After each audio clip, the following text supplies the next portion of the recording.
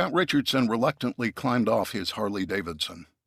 It was days like this when all he wanted to do was head the bike up one of the mountain passes west of Denver and ride.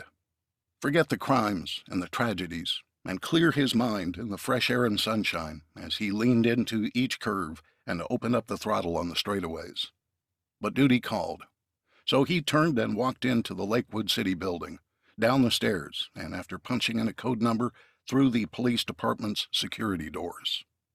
He had just poured a cup of the bitter black brew that passed for coffee in the squad room when the detective division secretary, Donna, handed him a slip of paper. "Some guy named Tom Luther called. Said he's the one you're looking for. Here's his number." "Thanks, Donna," Richardson said, taking the note.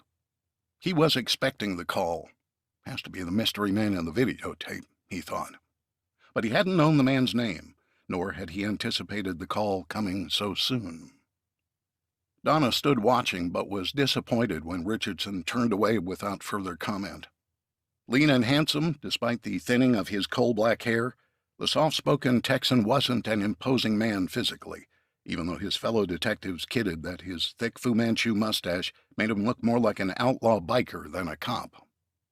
But it was his coffee brown eyes that suspects found intimidating, especially when he was angry, and they turned as dark as his mood.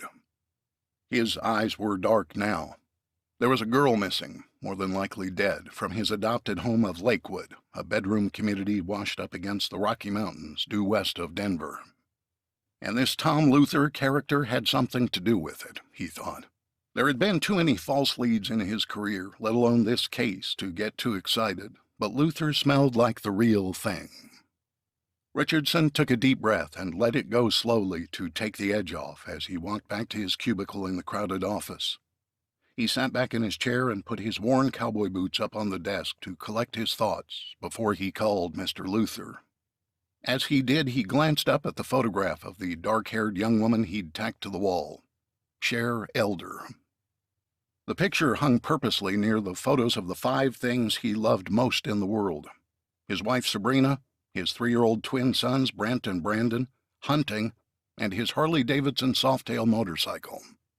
Not necessarily in that order, Sabrina teased when she was in a good mood, a little more pointedly when ticked at him.